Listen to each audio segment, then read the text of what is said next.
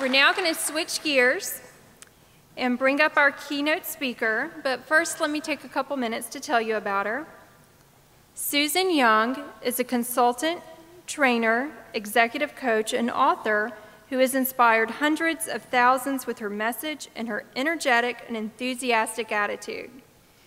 Susan packs her presentations with how-tos, humor, and motivation as she encourages people to change their lives.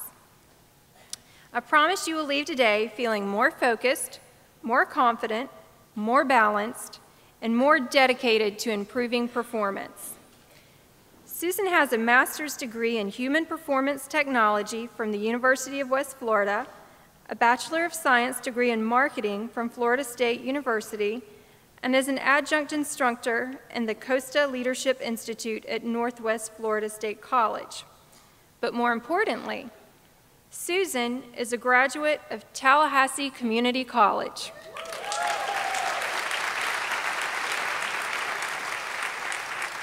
Please join me in welcoming TCC alum and internationally known speaker, Susan Young. Thank you. Thank you so much. Thank you. Good morning, everyone. Wow, it's good to be back home again. Yes, I'm a true product of the Leon County school system. Sealy, Raw, Leon, TCC, and FSU. Can we hear it for Leon County Schools?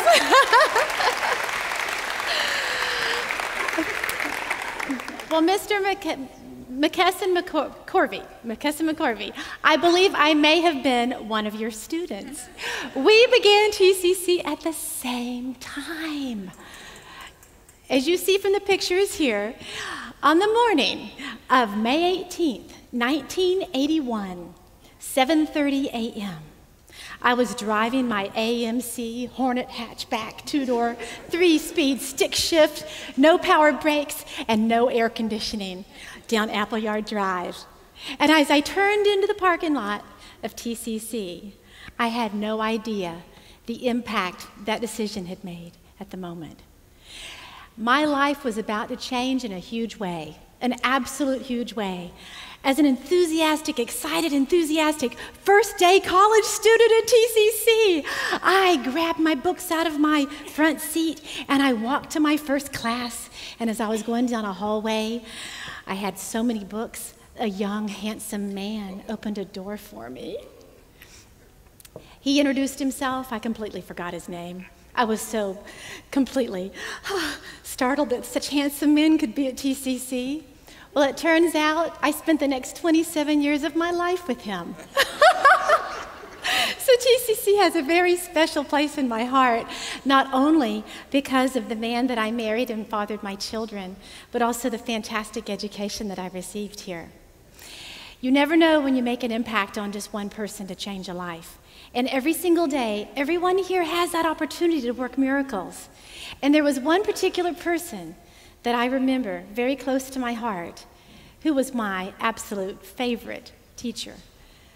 Through TCC, FSU, and even working in my master's degree program, I had one instructor who made such an impact that he shifted how I looked at things, for me to shed limiting belief systems so that I could shine in my true potential. Would you please hand me that textbook? I was moving last week, and as I unpacked, knowing that I would be coming to see you, I came across my textbook from Mr. Earl Sapp's Philosophy of Religion class. Now, you don't keep all your textbooks, do you, throughout your history of education, except the ones that you really loved the teacher, or you loved the lessons that you learned that really shifted you? And so as I progress with my keynote this morning, I would like to dedicate this entire program to Earl Sapp, who was one of those significant people in my life who made a big difference and worked miracles. May we please hear it for Earl Sapp. I believe that he was with TCC for 26 years, approximately, so he would have been getting an award today as well, if he was still with us. Has anyone in here ever been to Aspen, Colorado? I've heard it's wonderful. Is it gorgeous? I've always wanted to go. The reason it's called Aspen, Colorado is because of the magnificent aspen tree forests that are there. And as you can see from the picture, they go through a lot of changes, just as we do with our seasons of life, changes in the economy, changes in our family, changes in our aging process.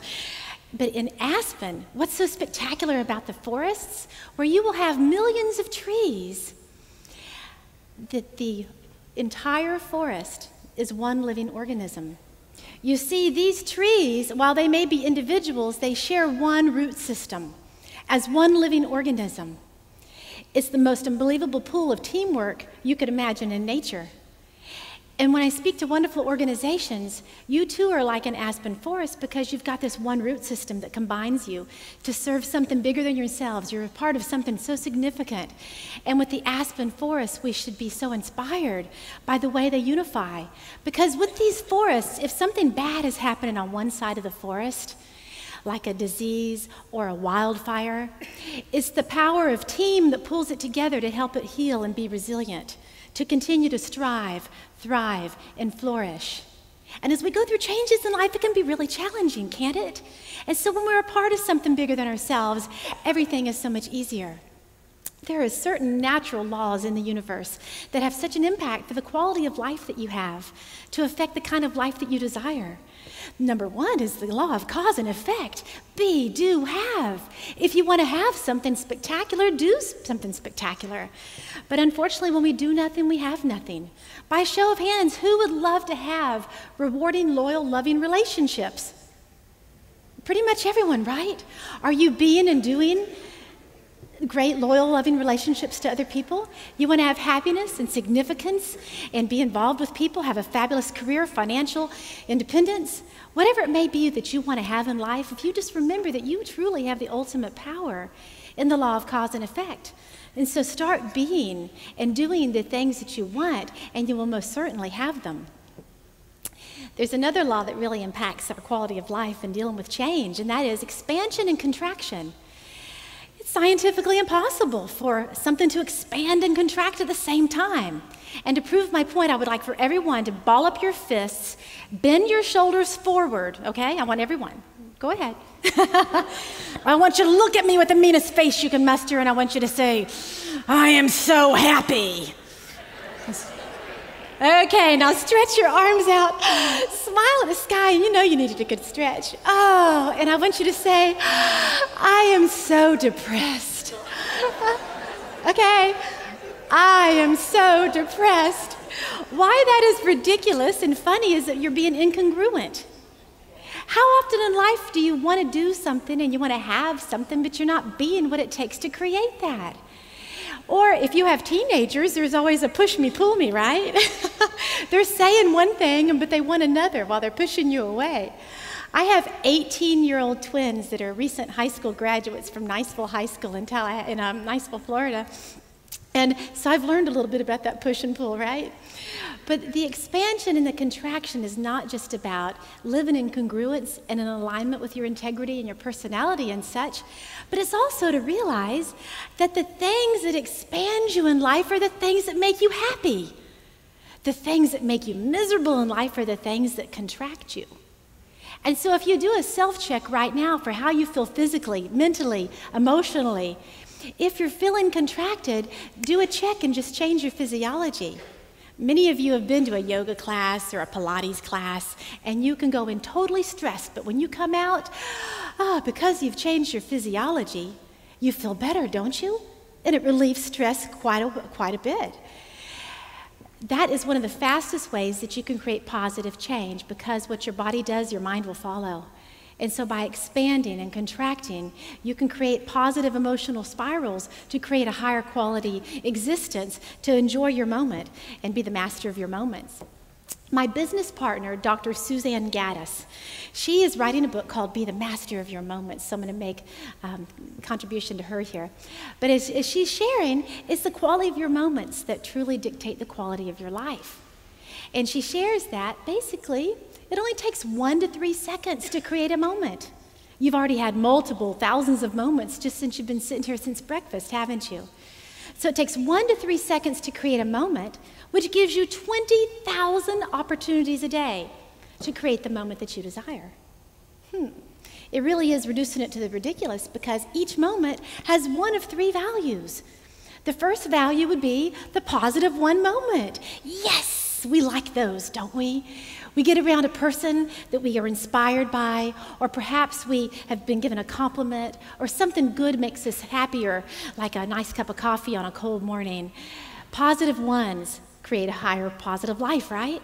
But then sometimes the values are 0, and other times they're negative ones. There are folks that just by simply being in the room with them, you're happier. Think about the closest friends that you love. These are the people that expand you and make you feel great and create those positive one experiences. However, there are some negative ones that show up to work. There are students that are negative ones that show up. You may be married to a negative one, but unfortunately, sometimes these negative ones carry so much power, all you have to do is see their car in the parking lot, and you're like, ah. And so when you start to pay attention about your moments, you have power to affect changes that are positive to help you feel the way that you want to feel.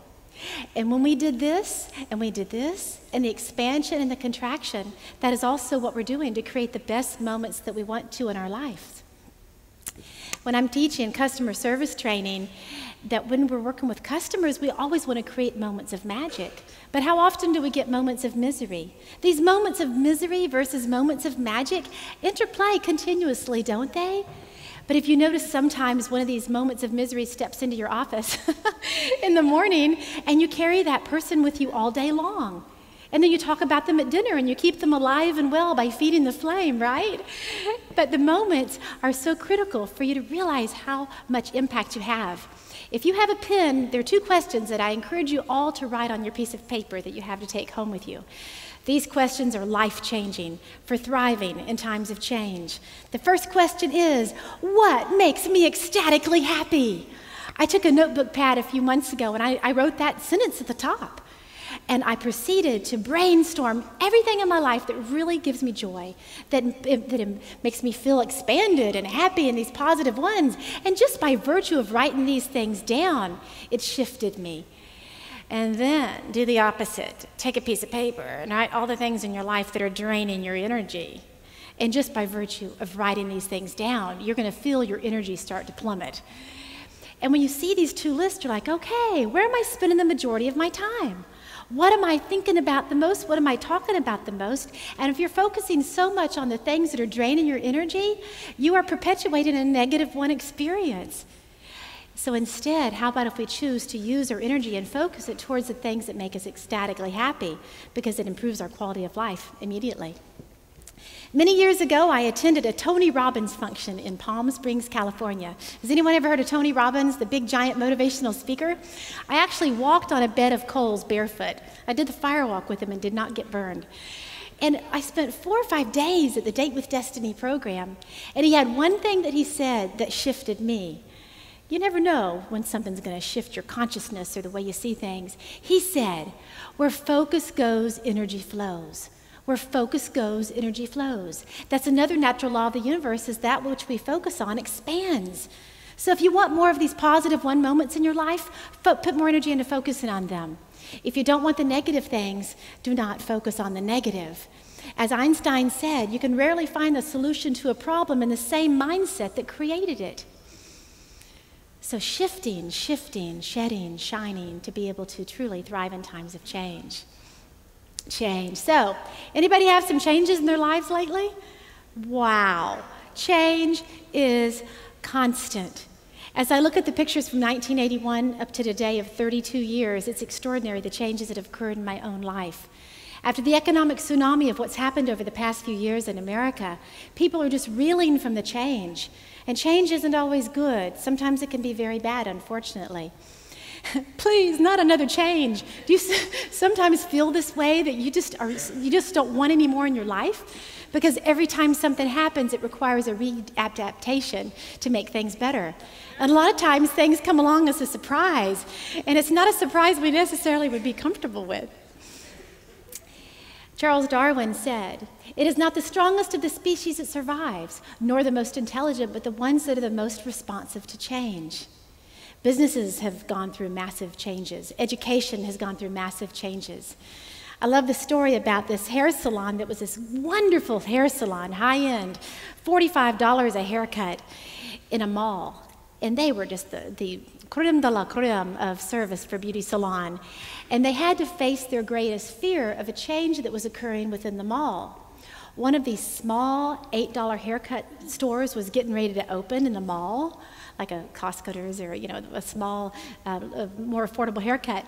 And they're like, how are we going to survive?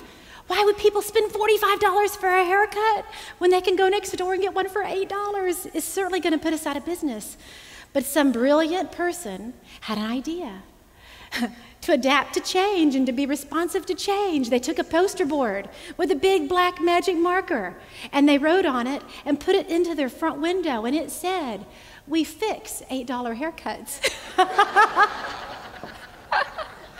Shifting your mindset helps you to thrive in times of change. And sometimes these changes are planned. We decide we want to have a baby. We're going to move to a new city. We're going to marry someone. We're going to take a new job where we have a strategy and we have a plan and we want it to happen and we make it so. But unfortunately, has life hit you with a few unplanned changes? Yeah. Unplanned changes that are unpalatable, that are conundrums, that create impossible scenarios that we do not know how to fix or to feel through. People betray us, loved ones die, we get sick. Bad things can happen. Unemployment, so many things that have been unplanned where they were unforeseen and unpredictable. And how do we respond to these changes?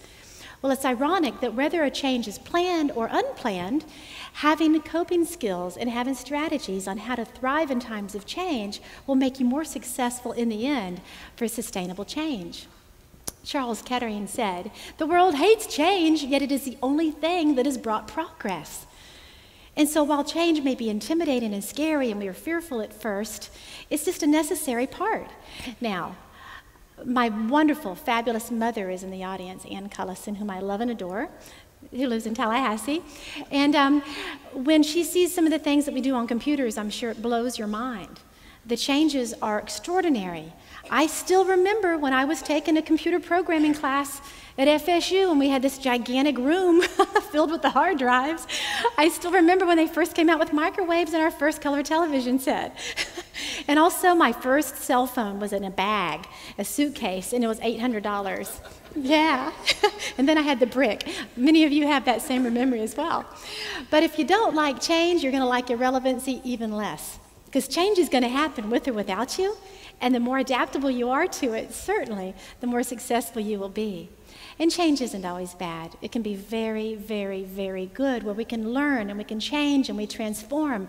I don't want to be the same 17-year-old that I was in 1981 when I first arrived at TCC. Heck, I don't want to be the same 40-year-old I was 10 years ago. You get your calculator out. I just turned 50. And as my Aunt Marjorie says, change is inevitable, but growth is optional. So how are you using these opportunities for change to really learn lessons from it? And if you take an inventory of the most tragic, saddest, hardest, challenging things you've ever had to endure in your life, I can promise you, those are the lessons from which you have learned life's greatest wisdom. That you've walked away, new, improved, transformed, with so much depth, so much authenticity to connect with different people on different levels because you've endured these pains. And when you learn to find the gifts in the pain, it shifts how you look at everything. Shift, shed, and shine. Many years ago in Spain, there was a 16-year-old boy who was in a horrific car crash. He was in such a bad car crash that his whole body had to be put into a body cast for months, and he lived in a hospital. Can you imagine being 16 years old and stuck in a hospital bed for 6 months? Well, he was getting into a depression, and some brilliant family member decided to bring him a guitar. So when they brought the guitar to this young, broken-up young man, he would sit in the bed for hours. He had never played a guitar before, but he would play with it, and he actually taught himself how to play. And then he started singing with it, and he started writing songs. And before too long, by the time he was released from the hospital, he was a very proficient musician. And guess who it was? Julio Iglesias. If he had not had that tragic accident, he may never have become the magical musical superstar the world loves the world over. So find gifts in your pain. Now you've heard the expression, that which does not kill me. I've changed it. That which does not kill me illuminates me. Have these opportunities to take the pain and learn from them. Because the best captains are not made on calm seas. It's usually the challenges that make the difference. So, how do we shift our mindset? Oh, shifting mindset can be a beautiful, beautiful thing. It's basically how we look at things, where you can have a breakthrough or a breakdown. A few years ago, I got cancer. It was skin cancer, and I didn't know if it was going to be melanoma or a basal cell or what, but I was scared. And of all places, it was right here on my head, right on my scalp, 12 o'clock, front and center.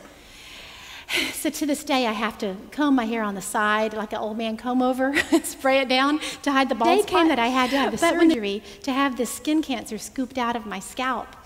I was like, okay, I can have a breakthrough or a breakdown. And so sure enough, they scooped all the flesh out. They pulled up the skin, stitched it back. I got a free facelift. Yes! Breakthrough versus breakdown. Try to find those breakthroughs every moment that you can, because it's a matter of optimism versus pessimism. Looking for the best in situations rather than focusing on the problems. Also, to shed your limiting belief systems. Our limiting belief systems can really hold us back. And note to self, McFly, that the belief systems that you had 20 years ago may be completely irrelevant now, because we need to change and grow with the times, don't we? Well, you've heard of flea circuses before. There's actually a flea circus. And my good friend Bridget Elwell may remember this story about fleas in jars. Like, Susan, how does this have any connection with your program? Well, you can take a handful of fleas and put them into a jar. Doesn't that sound fun? You can put the fleas into a jar and put the lid on, and you can hear the fleas hit in the lid of the jar. Ding, ding, ding, ding, ding. And after a while, they've been bloodied, bruised, and battered so often that they recondition themselves to only jump as high as they can without getting hit. Now, fleas are aerodynamically impossible. They can jump 20 feet. It's extraordinary, right? You take the lid off that jar, what do the fleas do once they get their freedom? They continue to jump at the same height, because they have been conditioned for their belief systems to hold them in that same position. You've been to a first grade classroom where a teacher asks a question and all the children raise their hand, they want to be called on. Do they do that in their 11th grade year? No. The students typically hide under the desk and don't want to be called on, because people have been embarrassed or hurt or made to look stupid or feel bad or have low self-esteem, whatever these conditioning beliefs are. And it can be very tough on us, can't it? And so take an inventory and see which limiting belief systems you have that are keeping you from jumping as high as you possibly can go, because until you shed those limiting belief systems, it's very difficult to truly shine to your true potential. Ways to shine to your potential. Realize that you get to choose your attitude. As Zig Ziglar says, your attitude determines your altitude. How you get up from bed in the morning has a direct correlation to how you get up in life. And also, go out and play. Make life fun, because when work is fun, it gets done. When learning is fun, it has a higher retention. Earl Sapp made learning fun. I've never forgotten him because of the impact that he made to shift me. And to be present, to be here now, live in the moment. The past is over. The future hasn't happened yet. And when we're more engaged in the present, we're able to shine. And to believe in your dreams. And as I was preparing for today, I was thinking, you know, TCC really was a launching pad for my life. It was a launching pad for my life. And all of you are the operators for that, because you've got thousands and thousands of young people that come through your doors that will also be launching through here. A few years ago, I was in England and went to Victoria Station. And the Underground Railroad, the subway, is also called the Tube. And they have this wonderful, wonderful voice that comes over the intercom when the train stops. This gorgeous voice in King's English says, "Mind the gap, mind the gap." And so sure enough, I'm thinking, this would be a great metaphor for a speech, because it's telling you that the gap between you and the train and the platform, if you get caught in that gap, that it could cause injury. You could get dead. You could get really badly hurt. And how often in life do you feel stressed because you're not living the life you want to be living? It's where you are now with your current reality versus your desired outcomes where the gap is occurring. And in that gap is where you're going to find most of your stress, most of your sadness, angst, depression, negativity, fear. It's in the gap. So are you living in the gap? And sometimes it feels like this deep, deep crevice, doesn't it? How do we get from one side to the other? Some people just swim around in the gap and they stay there throughout their lives, always looking for the wrong things, always looking for the negative, always making excuses, gossiping about others. Gossiping. Ooh, did you know that in the South, they call that Christian concern? But when you have people on your team who live in the gap and pull you down, it can be really tough, can't it? So how do we get to the other side of that gap? I wish I had more than half an hour to tell you. But I have a friend named Wanel Teague. She's the president of People's Plus, and she makes the metaphor that we are all like Lear jets. We've got the equipment to fly high and do great things in our lives, but unfortunately, we get fogged in on the runway.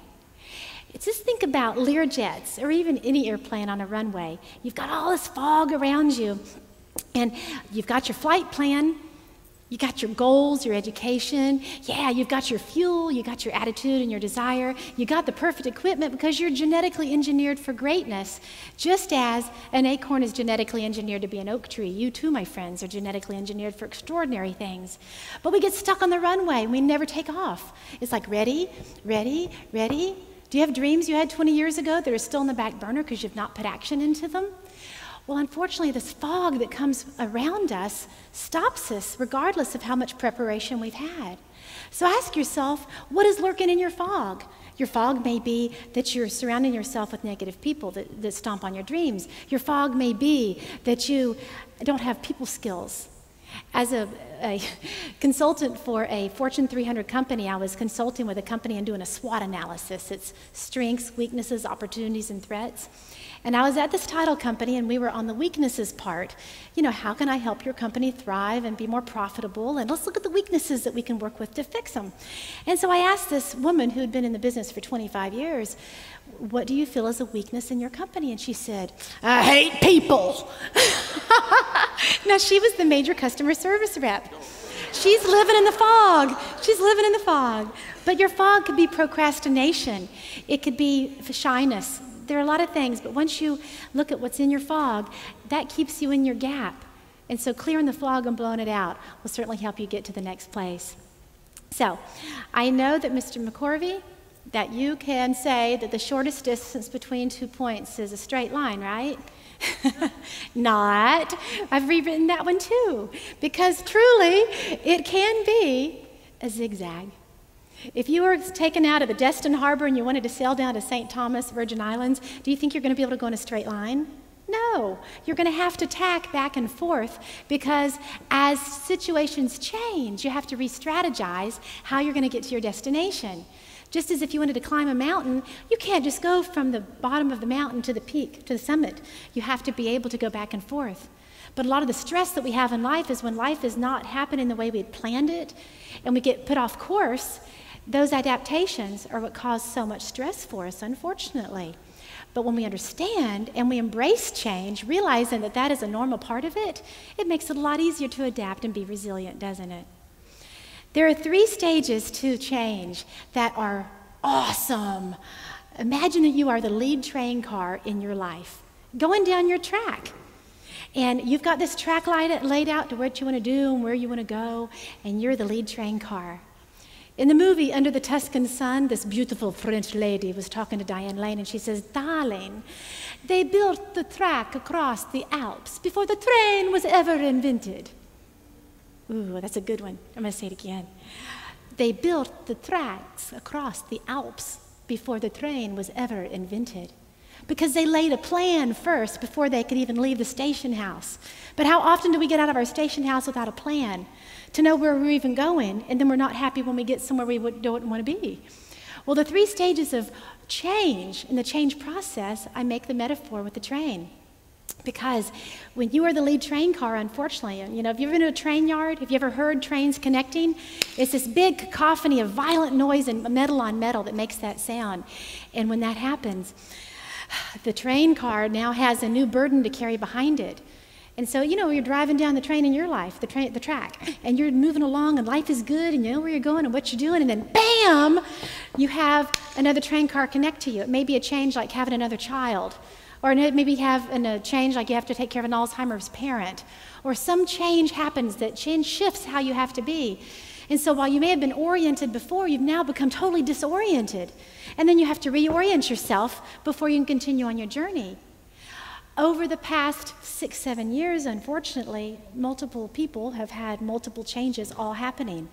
You know what I'm talking about. Just as you get used to one thing, bam, you get hit by another train car. Bam, you get hit by another train car. And after a while, your life isn't even recognizable for what you knew it to be 5-6 years ago.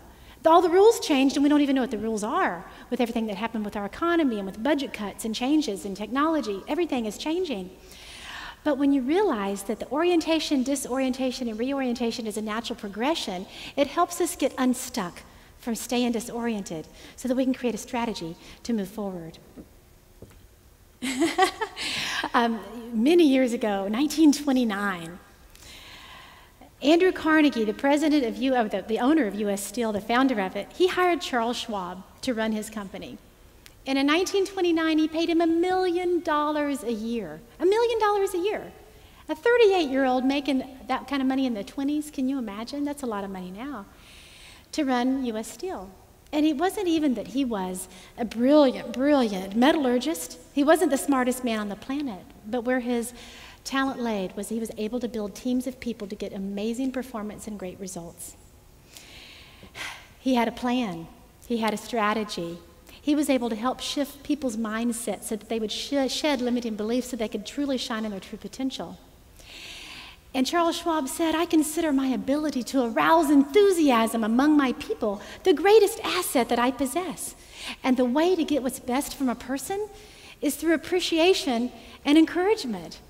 And hasn't that happened today? Those of you who have been recognized as new employees in 5, 10, 15, 20, 25 years, and 32 years, it's spectacular that the appreciation makes you want to continue to serve.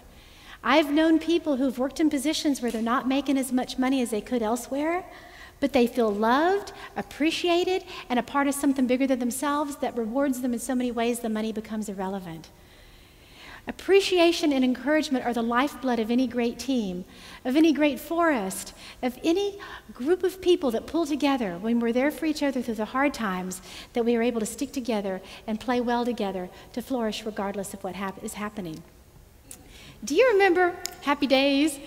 Sliding back in the 1980s, even if you were born in the late 70s, 80s, whichever, you might remember Happy Days. There was a fellow named the Fonzie. Arthur Fonzarelli, and in real life, his name is Henry Winkler. Well, he was the icon of cool back in the 70s and the 80s. And something happened with Fonzie that was tremendous. He and his wife and children went out to the movies one weekend. And you know how when you're at the movie theater and the theater's ending, the movie's over, everybody's standing up. Well, they're standing there just waiting for their turn to file out in the audience. And he made eye contact with an 11-year-old boy. And he made eye contact with his child.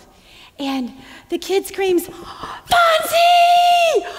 And the kid's mother faints flat on the floor. And all Fonzie had done was smile and make eye contact. So he rushes over to the mother and says, Ma'am, are you okay? What's wrong? What happened? What happened? And when she came to, she said, my son is autistic. That's the first word he's ever spoken. You never know when you are going to make a difference in the life of someone like Earl Sapp made in my life. You never know when you're going to be that positive one experience that transforms someone's reality. You never know by simply engaging someone, being present now, sharing your joy, sharing your energy, and helping somebody become the best them that they can be, how you will be rich beyond reward. Can everyone please smile at me for just a moment? Go ahead. Oh, I love a happy audience. This is your greatest fashion accessory. This is your greatest business card.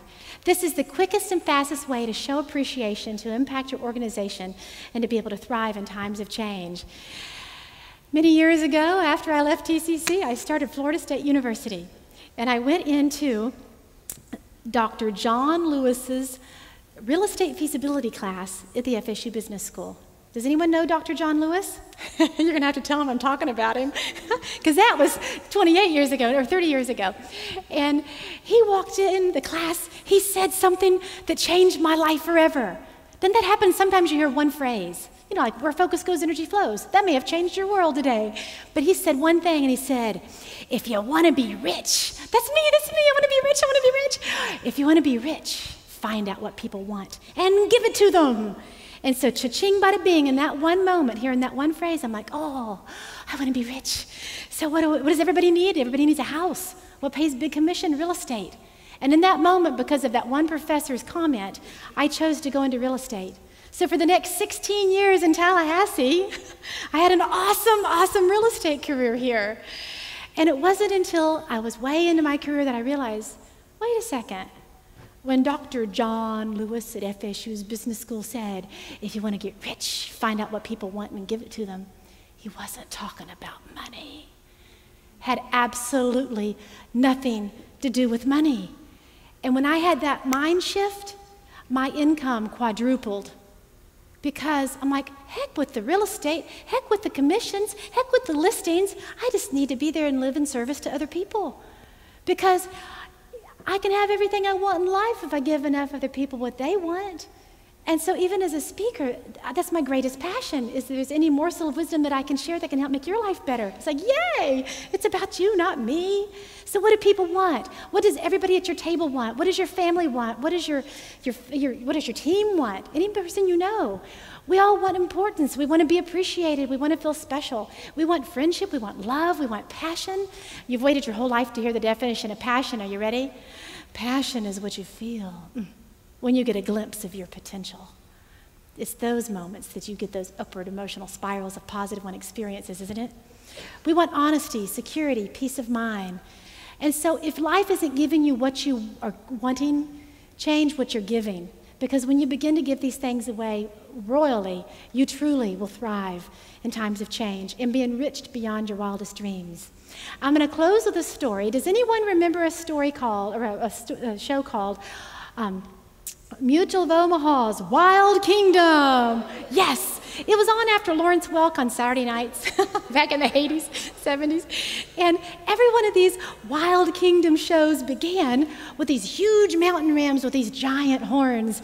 And they were on the side of a mountain. I see a lot of heads going, yeah, yeah. Well, I will leave you with a thought. How the mountain rams can teach us so much. Imagine these gorgeous, majestic creatures on the side of a mountain on a very steep cliff with a very narrow path. You've got one mountain ram coming down and the other mountain ram going up. And they come face to face. A few things could play out that play out in relationships every day. With customer service, with students, with spouses, with teenagers, where the rams could lock horns, tussle, get into a fight, I'm right, no, I'm right, and they fall and plummet to their deaths. It's a lose-lose situation. But that's not what the rams do. Or another scenario that happens every day in relationships is one's more of a bully and the other one's more passive. And so the strong one just throws the other ram off the mountain. That's not a solution because it's a win-lose scenario. But what the mountain rams do, please never forget, one mountain ram, knowing the win-win situation is a necessity, one mountain ram will bow down before the other and let the other cross over. Which one is the leader? The one that bows down. The one that's truly in service, that is working towards a higher vision, much far beyond personal ambition, to serve a greater good than just their own situation. The truest leaders that you have loved, respected, and admired, and trusted are the ones that live in service. And so be like the mountain ram, because when you serve the needs of your team will serve you.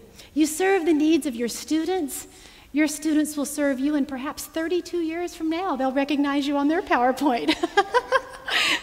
When you serve the needs of humanity, humanity certainly does make your life more enriched.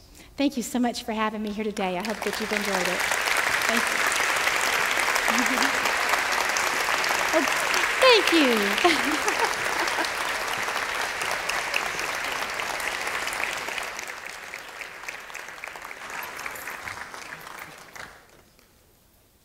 I can keep going if you'd like to stay another 2 hours. Here you go. Thank you. Thank you so much.